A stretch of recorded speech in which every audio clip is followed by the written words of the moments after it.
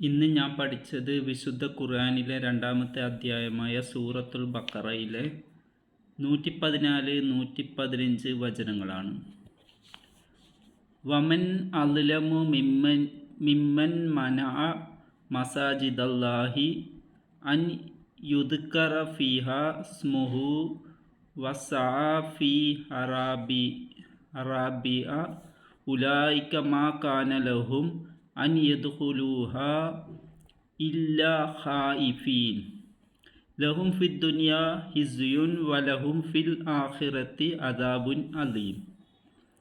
അള്ളാഹുവിൻ്റെ മസ്ജിദുകളിൽ അവൻ്റെ നാമം പ്രകീർത്തിക്കപ്പെടുന്നതിന് തടസ്സമുണ്ടാക്കുകയും അവയുടെ തകർച്ചയ്ക്കായി ശ്രമിക്കുകയും ചെയ്തവനേക്കാൾ വലിയ അക്രമി ആരുണ്ട്?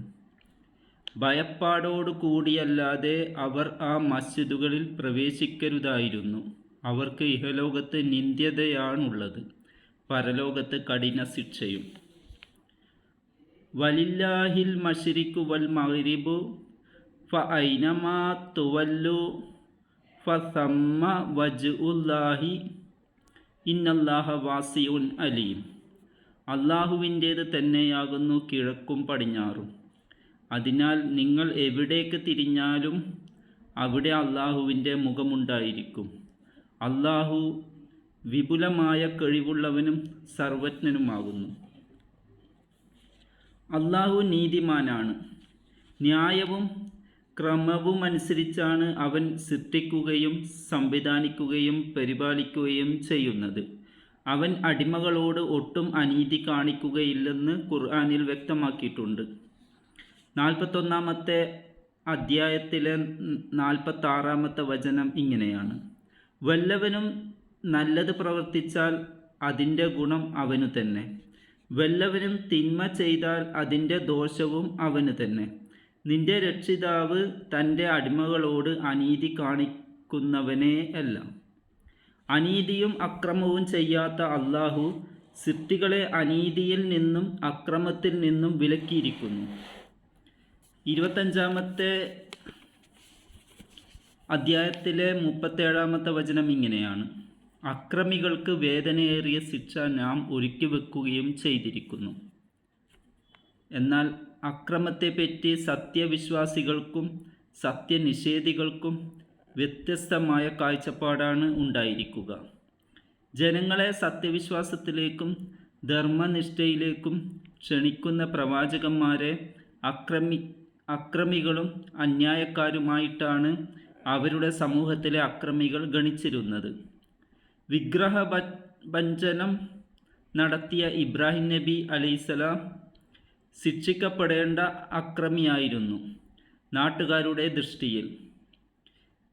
വിശുദ്ധ ഖുർആനിലെ 21-ാമത്തെ അധ്യായത്തിലെ 59-ാമത്തെ വചനം: സ്വയം ദൈവം ചമഞ്ഞ സ്വേച്ഛാധിപതിയായ ഫിറൗൻ്റെ, അതായത് ഫറോവ, ദിവ്യത്വവാദത്തെ ചോദ്യം ചെയ്യുകയും ഏകദൈവ വിശ്വാസം സ്വീകരിക്കാൻ ആഹ്വാനം നൽകുകയും ചെയ്ത മൂസ ഫിറൗൻ്റെ ദൃഷ്ടിയിൽ ജയിലിൽ അടക്കപ്പെടേണ്ട കുറ്റവാളിയായിരുന്നു.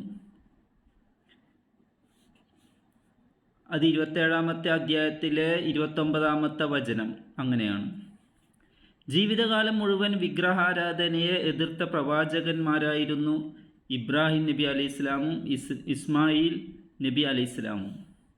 പ്രപഞ്ചനാഥനായ അള്ളാഹുവെ മാത്രം ആരാധിക്കുവാൻ വേണ്ടിയാണ് അവർ ഇരുവരും ചേർന്ന് കഅബാലയം പണിതുയർത്തിയത്.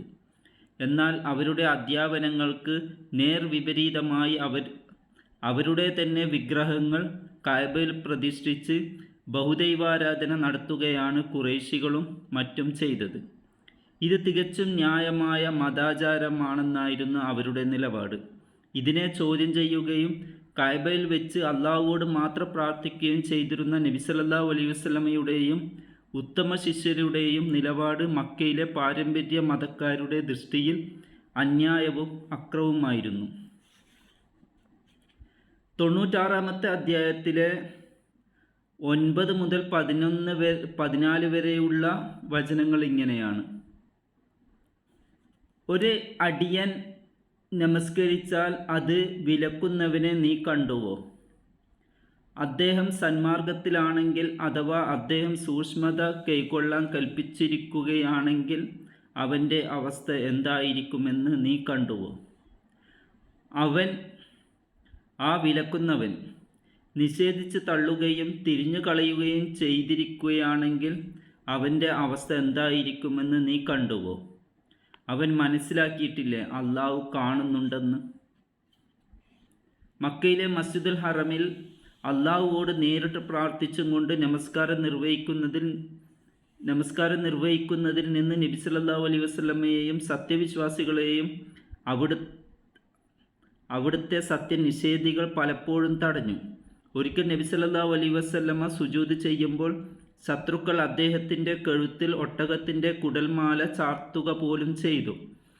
മസ്ജിദുൽ ഹറമിൽ ചെന്ന് ഉംറ നിർവഹിക്കാൻ വേണ്ടി പുറപ്പെട്ട നബി സല്ലല്ലാഹു അലൈഹി വസല്ലമയെയും അനുചരന്മാരെയും മക്കയിലെ സത്യനിഷേധികൾ വഴിയിൽ തടഞ്ഞു. ഈ സംഭവങ്ങൾ ഹദീസ് ചരിത്ര ഗ്രന്ഥങ്ങളിൽ പ്രതിപാദിക്കപ്പെട്ടിട്ടുണ്ട്. ഈ തടസ്സപ്പെടുത്തലുകളൊക്കെ തികച്ചും ന്യായമാണെന്നായിരുന്നു സത്യനിഷേധികളുടെ ധാരണ. എന്നാൽ അതൊക്കെ ഗുരുതരമായ അതിക്രമമായിട്ടാണ് അള്ളാഹു കണക്കാക്കുന്നതെന്ന് 2-ാമത്തെ അധ്യായത്തിലെ 114-ാമത്തെ സൂക്തത്തിൽ നിന്ന് വ്യക്തമാക്കുന്നു.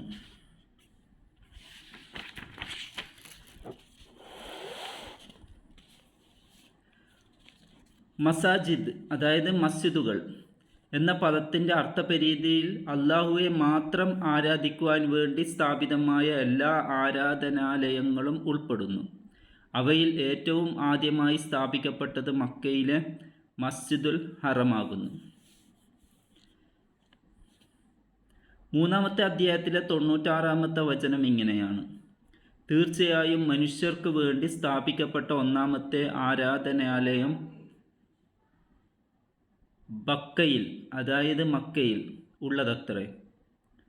അത് അനുഗ്രഹീതമായും ലോകർക്ക് മാർഗദർശനമായും നിലകൊള്ളുന്നു. 2-ാമതായി സ്ഥാപിക്കപ്പെട്ടത് ഖുദ്സിലെ യെരുശലേം മസ്ജിദുൽ അക്സയാണ്. ഒരു മസ്ജിദ് ആര് സ്ഥാപിച്ചാലും ഏത് നാട്ടിൽ സ്ഥാപിച്ചാലും അത് എല്ലാ മനുഷ്യർക്കും അള്ളാഹുവെ ആരാധിക്കാനുള്ളതാണ്.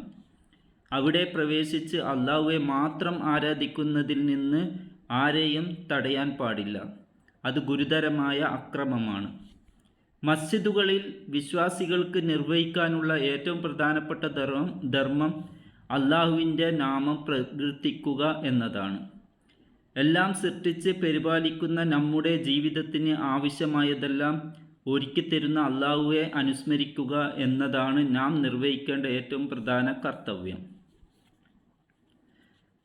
വലദിക്റുല്ലാഹി അക്ബർ, അള്ളാഹുവെ അനുസ്മരിക്കുക എന്നത് ഏറ്റവും മഹത്തായ കാര്യം തന്നെയാകുന്നു. 29-ാമത്തെ അധ്യായത്തിലെ 45-ാമത്തെ വചനമാണ് അങ്ങനെ. പിന്നെ 24-ാമത്തെ അധ്യായത്തിലെ 36-ാമത്തെ വചനം ഇങ്ങനെയാണ്: ചില ഭവനങ്ങളിലത്രേ ദിവ്യപ്രകാശമുള്ളത്, അവ കെട്ടിപ്പൊക്കാനും അവയിൽ തൻ്റെ നാമം പ്രകീർത്തിക്കാനും അള്ളാഹു ഉത്തരവ് നൽകിയിരിക്കുന്നു. അള്ളാഹുവിന് മാത്രം സമർപ്പിക്കപ്പെട്ട ആരാധനാലയങ്ങളാണ് ഇവിടെ ഭവനങ്ങൾ എന്ന വാക്കുകൊണ്ട് ഉദ്ദേശിക്കുന്നത്. ദിക്ർ എന്ന ക്രിയ ഓർമ്മിച്ചു എന്ന അർത്ഥത്തിലും വാക്കാൽ അനുസ്മരിച്ചു അഥവാ പരാമർശിച്ചു എന്ന അർത്ഥത്തിലും പ്രയോഗിക്കാറുണ്ട്. മസ്ജിദുകൾ അള്ളാഹുവെ മനസ്സിൽ ഓർമ്മിച്ചുകൊണ്ട് ധ്യാനിക്കാൻ മാത്രമുള്ള സ്ഥലങ്ങളല്ല. ഖുർആൻ പാരായണവും പ്രാർത്ഥനാ കീർത്തനങ്ങളും അടങ്ങിയ നമസ്കാരം നിർവഹിക്കാനും അള്ളാഹുവിൻ്റെ ദീൻ ജനങ്ങൾക്ക് വിവരിച്ചു കൊടുക്കാനും മതപരമായ പ്രവർത്തനങ്ങൾക്ക് നേതൃത്വം കൊടുക്കാനുമുള്ള സ്ഥലമാണ് മസ്ജിദ്. എന്നാൽ വിചാര കർമ്മങ്ങളെ മുഴുവൻ ഗുണകരമായി സ്വാധീനിക്കുന്ന ദൈവസ്മരണയാണ് മസ്ജിദുമായി ബന്ധപ്പെട്ട എല്ലാ കർമ്മങ്ങളെയും ചൈതന്യമാക്കുന്നത്. തകർച്ച അഥവാ നാശം എന്നാണ് ഹറാബ് എന്ന പദത്തിൻ്റെ അർത്ഥം. ഇത് പള്ളിക്കെട്ടിടം തകർക്കുക എന്ന അർത്ഥത്തിലും പള്ളിയിൽ ആരാധനകളും പ്രാർത്ഥനാ കീർത്തനങ്ങളും മുഴങ്ങിപ്പോവുക എന്ന അർത്ഥത്തിലുമാകാം. വിവിധ മദ്രസർ തമ്മിലുള്ള വിരോധത്താൽ ഒരു വിഭാഗം മറ്റൊരു വിഭാഗത്തിൻ്റെ ആരാധനാലയങ്ങൾ നശിപ്പിക്കുക എന്ന അതിക്രമം പല കാലങ്ങളിൽ പല നാടുകളിൽ നടന്നിട്ടുണ്ട്. അബീസീനിയൻ ചക്രവർത്തിയുടെ കീഴിൽ യമനിലെ നാടുവാഴിയായിരുന്ന അബ്രഹത്ത് കുറേ ആനകളെയും സൈന്യത്തെയും ഒരുക്കി കഅബാലയം തകർക്കാൻ പുറപ്പെട്ട സംഭവത്തെക്കുറിച്ച് ഖുർആനിൽ പരാമർശിച്ചിട്ടുണ്ട്. ആനക്കാരെ കൊണ്ട് 105-ാമത്തെ അധ്യായത്തിലെ 1 മുതൽ 5 വരെയുള്ള വചനം. ആനക്കാരെ കൊണ്ട് നിന്റെ രക്ഷിതാവ് പ്രവർത്തിച്ചത് എങ്ങനെയെന്ന് നീ കണ്ടില്ലേ? അവരുടെ തന്ത്രം അവൻ പിഴവിലാക്കിയില്ലേ? ചുട്ടുപഴുപ്പിച്ച കളിമൺ കല്ലുകൾ കൊണ്ട് അവരെ എറിയുന്ന കൂട്ടം കൂട്ടമായുള്ള പക്ഷികളെ അവരുടെ നേർക്ക് അവൻ അയക്കുകയും ചെയ്തു. അങ്ങനെ അവൻ അവരെ തിന്നൊടുക്കപ്പെട്ട വൈക്കോൽ തുരുമ്പ് പോലെയാക്കി. ഉഗ്രപരാക്രമികളായ 2 പേർ 2 കാലഘട്ടങ്ങളിൽ യെരുശലേമിൽ അധിനിവേശം നടത്തി മസ്ജിദുൽ അക്സ തകർത്തു കളഞ്ഞതിനെ സംബന്ധിച്ച് 17-ാമത്തെ അധ്യായത്തിലെ 5 മുതൽ 7 വരെയുള്ള വചനങ്ങളിൽ സൂചനയുണ്ട്. ബാബരി മസ്ജിദ് ധ്വംസനം സമീപകാലത്ത് ലോകത്തെ നടുക്കിയ സംഭവമാണല്ലോ. മസ്ജിദുകൾ തകർക്കുന്നതിനെ മാത്രമല്ല, എല്ലാ മതവിഭാഗക്കാരുടെ ആരാധനാലയങ്ങൾ നശിപ്പിക്കുന്നതിനെയും സത്യവിശ്വാസികൾ എതിർക്കേണ്ടതാണത്രേ ഖുർആനിൽ നിന്ന് ഗ്രഹിക്കാവുന്നത്. 22-ാമത്തെ അധ്യായത്തിലെ 40-ാമത്തെ വചനം ഇങ്ങനെയാണ്: മനുഷ്യരിൽ ചിലരെ മറ്റു ചിലരെ കൊണ്ട് അള്ളാഹു തടുക്കുന്നില്ലായിരുന്നെങ്കിൽ പല സന്യാസി മഠങ്ങളും ക്രിസ്ത്യൻ ദേവാലയങ്ങളും യഹൂദ ദേവാലയങ്ങളും അള്ളാഹുവിൻ്റെ നാമം ധാരാളമായി പ്രകീർത്തിക്കപ്പെടുന്ന മസ്ജിദുകളും തകർക്കപ്പെടുമായിരുന്നു. തന്നെ സഹായിക്കുന്നവനാരോ അവനെ തീർച്ചയായും അള്ളാഹു സഹായിക്കും. തീർച്ചയായും അള്ളാഹു ശക്തനും പ്രതാപിയും തന്നെയാകുന്നു. കെട്ടിടമെന്ന നിലയിൽ മസ്ജിദ് നിലനിൽക്കെ തന്നെ അവിടെ നമസ്കാരമോ ഇസ്ലാം നിർദ്ദേശിച്ച മറ്റു കാര്യങ്ങളോ നടക്കാതെ പോകുന്നതാണ് മസ്ജിദിൻ്റെ തകർച്ചയുടെ മറ്റൊരു രൂപം. ഇന്ത്യയുടെ പല ഭാഗങ്ങളിൽ നിന്ന് ഇന്ത്യാ വിഭജനത്തെ തുടർന്ന് വർഗീയ കലാപങ്ങളെ തുടർന്ന് മുസ്ലിങ്ങൾ പലായനം ചെയ്തതു നിമിത്തം അന്യാധീനപ്പെടുകയും ആരാധന മുടങ്ങുകയും ചെയ്ത ധാരാളം മസ്ജിദുകളുണ്ട്. അവയിൽ ചിലത് സ്വകാര്യ വ്യക്തികൾ കൈയടക്കിയിരിക്കുന്നു. മറ്റു ചിലത് സർക്കാർ ഉടമസ്ഥതയിൽ പുരാവസ്തു വകുപ്പിൻ്റെയും മറ്റും കീഴിലാണ്. റഷ്യയിലും ചൈനയിലും മറ്റും ഈ അവസ്ഥയിലായി തീർന്ന നൂറുകണക്കിന് മസ്ജിദുകളുണ്ട്. ഒരിക്കൽ അള്ളാഹുവിൻ്റെ നാമം പ്രകീർത്തിക്കപ്പെട്ടിരുന്ന മസ്ജിദുകൾക്ക് ഈ ദുരവസ്ഥ വരുത്തിയവർ ആരായിരുന്നാലും അവർ മഹാ അക്രമികളാകുന്നു. ചില പ്രദേശങ്ങളിലെ വലിയ മസ്ജിദുകളിൽ ജമാഅത്ത് നമസ്കാരങ്ങളിൽ 2-3 പേർ മാത്രമാണ് പങ്കെടുക്കുന്നത്. എന്നാൽ മസ്ജിദിനോടനുബന്ധിച്ചുള്ള ദർഗയിൽ ജാറം സദാ ജനത്തിരക്കാണ്. പ്രാർത്ഥിക്കാനും നേർച്ചയർപ്പിക്കാനും സാഷ്ടാംഗം ചെയ്യാനും തുണിമൂടാനും പൂമാലയർപ്പിക്കാനും ആളുകൾ അവിടെ വന്ന് നിറയുന്നു. സ്ത്രീ പുരുഷ ഭേദമന്യേ മസ്ജിദിൽ നിർവഹിക്കേണ്ട ആരാധനകളൊക്കെ നിസ്സാരമായി കാണുകയും ദർഗയിലെ സൃഷ്ടിപൂജ ദീനിൻ്റെ കാതലെന്നോണം നിലനിർത്തപ്പെടുകയും ചെയ്യുന്ന അവസ്ഥയും മസ്ജിദിൻ്റെ തകർച്ചയുടെ ഒരു രൂപം തന്നെ. ഈ അവസ്ഥ വരുത്തിവെക്കുന്നവരും മഹാ അക്രമികൾ തന്നെ. മസ്ജിദുകൾ അള്ളാഹുവിനുള്ളതാണെന്നും അതിനാൽ അള്ളാഹുവിനോടൊപ്പം ആരെയും വിളിച്ചു പ്രാർത്ഥിക്കരുതെന്നും ഖുർആനിൽ 72-ാമത്തെ അധ്യായത്തിലെ 18-ാമത്തെ വചനം നിഷ്കർഷിച്ചത് വിസ്മരിച്ചും കൊണ്ട് മസ്ജിദിനകത്ത് വെച്ചു തന്നെ സിദ്ധികളെ വിളിച്ച് പ്രാർത്ഥിക്കുന്ന മാല, മൗലൂദ്, റാത്തീബാദികൾ ചൊല്ലുന്ന ധാരാളം ആളുകളുണ്ട്. പുരോഹിതന്മാർ അല്ലാഹുവല്ലാത്തവരോട് പ്രാർത്ഥിക്കുന്ന ചടങ്ങുകൾ സംഘടിപ്പിക്കുന്ന ദിവസങ്ങളിലാണ് ചില പള്ളികളിൽ ജനങ്ങൾ തടിച്ചുകൂടുന്നത്. അള്ളാഹുവോട് മാത്രം പ്രാർത്ഥിക്കുന്ന ജമാഅത്ത് നമസ്കാരങ്ങളിൽ ജനസാന്നിധ്യം താരതമ്യേന വളരെ കുറവായിരിക്കുന്നു. ഇതും മസ്ജിദിൻ്റെ തകർച്ചയുടെ ഒരു രൂപമാകുന്നു. ഈ തകർച്ചയ്ക്ക് വഴിയൊരുക്കുന്നവരും മഹാ അക്രമികൾ തന്നെ. മാ കാനലഹും അൻ യദ്ഖുലൂഹ എന്ന വാക്യത്തിന് 3 വിധത്തിൽ വിശദീകരണം നൽകപ്പെട്ടിട്ടുണ്ട്. ഒന്ന്, അള്ളാഹുവിൻ്റെ മസ്ജിദുകൾ ആദരണീയമായി ആരാധനാലയങ്ങളാണ്. അള്ളാഹുവെ മാത്രം രക്ഷിതാവും ആരാധ്യനുമായി പരിഗണിക്കുന്നവർ ഭയഭക്തിയോടെ പ്രവേശിക്കുന്ന സ്ഥലമാണ് മസ്ജിദ്.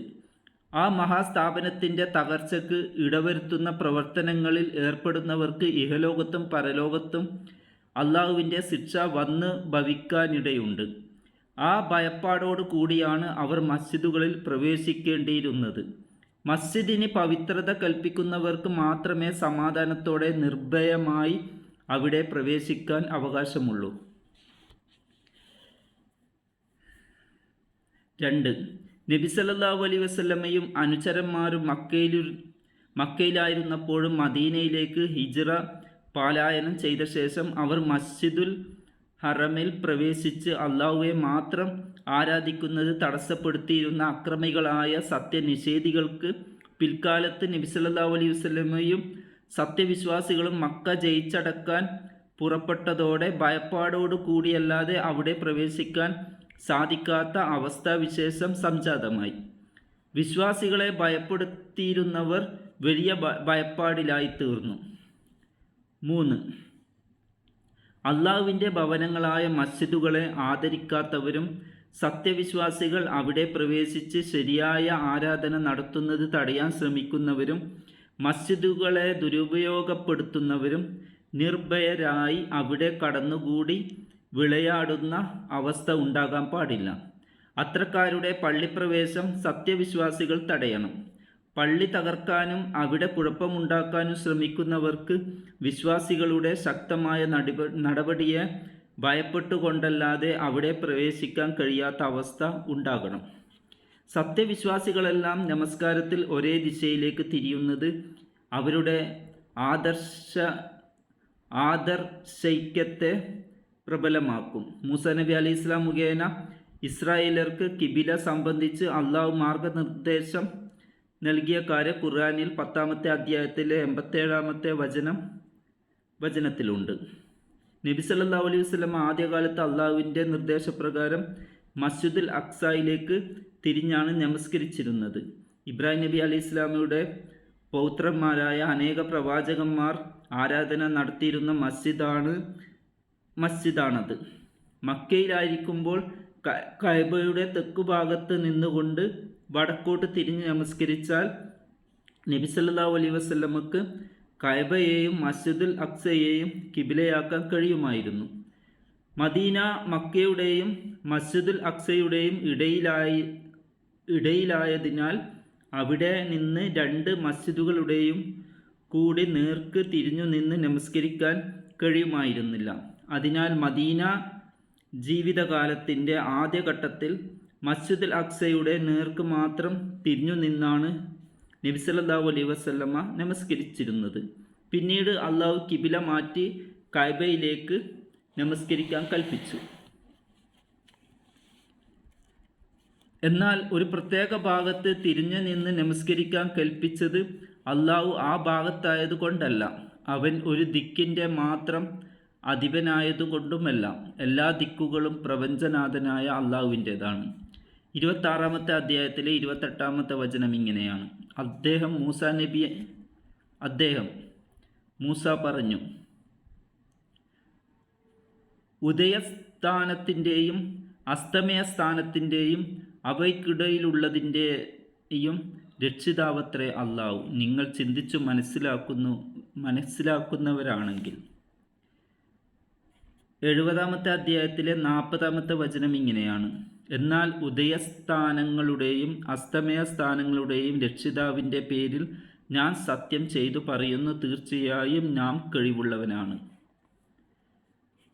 കിഴക്ക് അഥവാ ഉദയസ്ഥാനം, പടിഞ്ഞാറ് അഥവാ അസ്തമയസ്ഥാനം എന്നീ 2 ഭാഗങ്ങളെ സംബന്ധിച്ച് മാത്രം ഖുർആനിൽ പരാമർശിച്ചത് എല്ലാ ആളുകളും പെട്ടെന്ന് തിരിച്ചറിയുന്ന ദിക്കുകളായതുകൊണ്ടാകാം. നമ്മുടെ സാമൂഹ്യ രാഷ്ട്രീയ വ്യവഹാരങ്ങളിലും പാശ്ചാത്യവും പൗരസ്ത്യവുമാണല്ലോ ഏറെ ചർച്ചയാകുന്നത്. അള്ളാഹുവിൻ്റെ മുഖം, അള്ളാഹുവിൻ്റെ കൈ, അള്ളാഹുവിൻ്റെ കണ്ണുകൾ എന്നിങ്ങനെയുള്ള പ്രയോഗങ്ങൾ വിവിധ ഖുർആൻ സൂക്തങ്ങളിൽ കാണാം. അവയെ സംബന്ധിച്ച് സൂക്ഷ്മമായി അറിയാൻ മനുഷ്യർക്ക് കഴിയില്ല. എന്നാൽ സൃഷ്ടികളുടേതുപോലുള്ള അവയവങ്ങളാണ് ഇതുകൊണ്ട് ഉദ്ദേശിക്കപ്പെട്ടതെന്ന് കരുതാവുന്നതല്ല.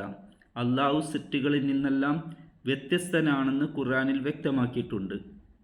42-ാമത്തെ അധ്യായത്തിലെ 11-ാമത്തെ വചനം ഇങ്ങനെയാണ്: അവന് തുല്യമായി യാതൊന്നുമില്ല, അവൻ എല്ലാം കേൾക്കുന്നവനും കാണുന്നവനുമാകുന്നു.